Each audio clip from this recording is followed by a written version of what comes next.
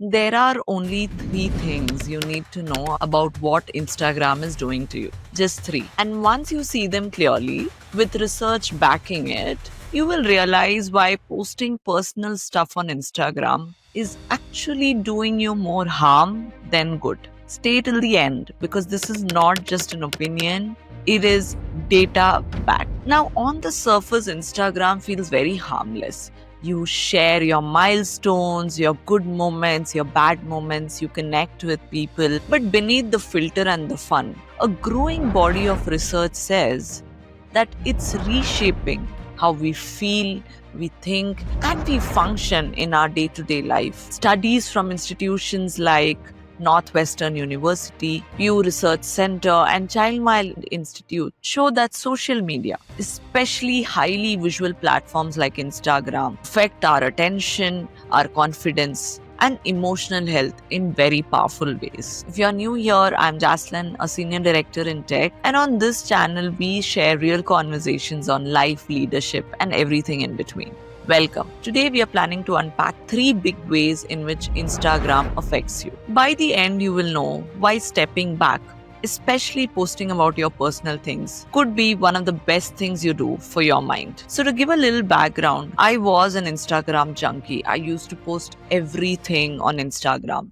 About 1.5 years back, I sort of decided to take a back seat and see what happens. And the changes I've noticed in me are beyond words. And that's when I decided to dig in and understand what do platforms like Instagram really do to you? And how does stepping back from these platforms affect you positively? And that's how I came down to these three things. And once you know them, I guarantee that you will look at these platforms differently. Now, the first thing you need to know that Instagram is not just a social platform. It's an addiction center. Every like, every comment, every engagement, it actually triggers a dopamine hit. It's designed to keep you hooked. Refresh, check, repeat. Refresh, check, repeat. The Northeastern University recently conducted a study of over 35,000 people. And what they found out was that deactivating Facebook or Instagram for just 6 weeks, I repeat, just 6 weeks, led to measurable improvements in emotional well-being.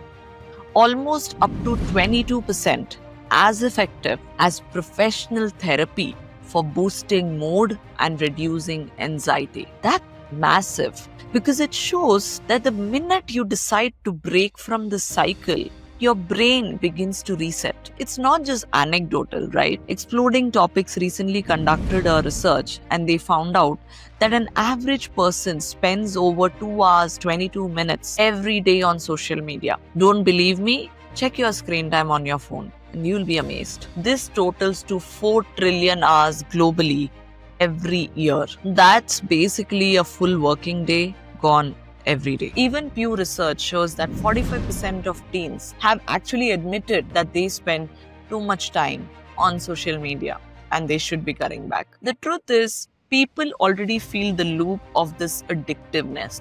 And when you keep posting your personal content, you stay trapped in the loop. You open the app to check who's liked, who's commented, and inevitably go into doom scrolling and refreshing and spending hours and hours on it without realizing. And this is not truly connection. It's just mental conditioning. The second thing you need to know is that Instagram makes you run someone else's race. Every time you open the app, you are stepping into somebody else's carefully curated highlight reel. Nobody posts the messy parts or the behind the scene commotion or the downs in their relationships, only the wins.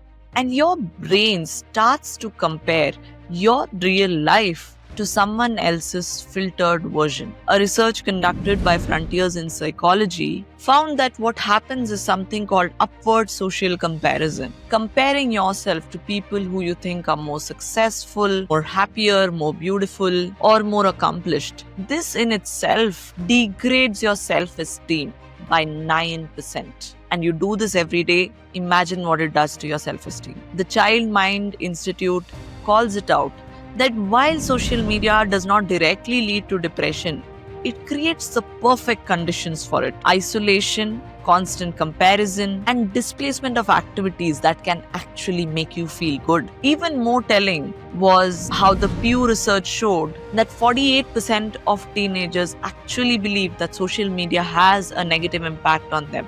So people know about this and have noticed this. Yet, we still continue to stay stuck in the loop. And there is also a gendered angle to this. A UOC and UPF study on the impact of social media of teenagers showed that it actually affects women more than men, especially the psychological impact, largely because they feel more observed, more judged, more pressured to look perfect, and more tied to appearance-based validation. That mirrors another study conducted by Mohali School of Digital Marketing, which noted that social platforms are now where young people, especially women, form identity, self-worth, and social rank. Imagine this app is forming your identity. It's deciding your self-esteem and your self-worth. The result? You stop running your race. You start chasing somebody else's life. And that constant invisible chase fuels stress, anxiety, and burnout, even in people who seem confident. The third thing Instagram does, and maybe the most underestimated, is that it drains your emotional energy. Every time you post something personal, you open yourself to hundreds of invisible interactions, attention, expectation, judgment, even envy, and you can feel it because emotions are contagious. Many studies describe this as emotional contagion. What you see, you absorb. Constant exposure to curated lives increases anxiety and impacts your mood regulation. Somebody went on a trip that you couldn't go. Somebody got that promotion that you didn't get. Somebody got married. Somebody had a kid. All of these will constantly be playing in your mind, impacting your day-to-day in ways that you would not have noticed. And the more personal you post, the more invested you become in this virtual world. The research conducted by Pew Research found out that 45% of teenagers say that social media affects their sleep. And I'm sure it's not true only for teenagers. How many hours do we spend doom scrolling before we fall asleep? 40% say that it hurts their productivity. That's not just emotional fatigue. That's real physical exhaustion. And that's when the other part comes in. When people try to take a break, the results are powerful.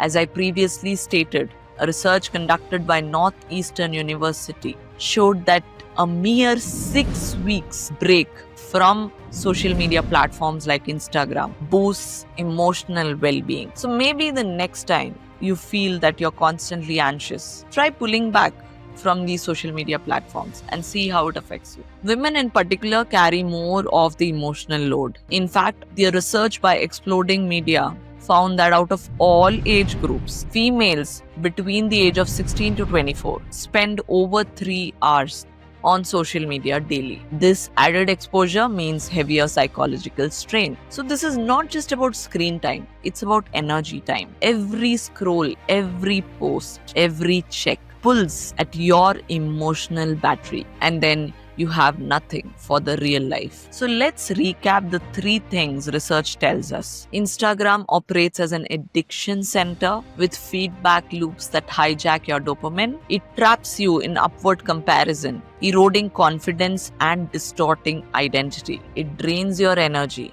mentally, emotionally, and even physically. Social media is now perceived to be one of the top triggers for mental health issues. That says a lot about where we stand as a society. But here's the hopeful part. Every study also shows improvement when people step back. Even a short digital detox boosts mood and clarity. And as all of these studies remind us, it's not about deleting everything. It's about balance, boundaries, and intention. So here's your challenge for this week. Stop posting personal life on Instagram. No milestones, no relationships, no intimate updates. Use it for ideas, for learning, for value. But keep your private life private. And then watch what happens to your time, your focus, and your peace of mind. If you like this episode, there's another episode of me which can help you live a calmer and a more positive life. I've linked it here and in the description below. Do leave a comment once you try your challenge, and do hit the subscribe and the notification button so you will get to know every time a new video is posted. Thank you and see you soon.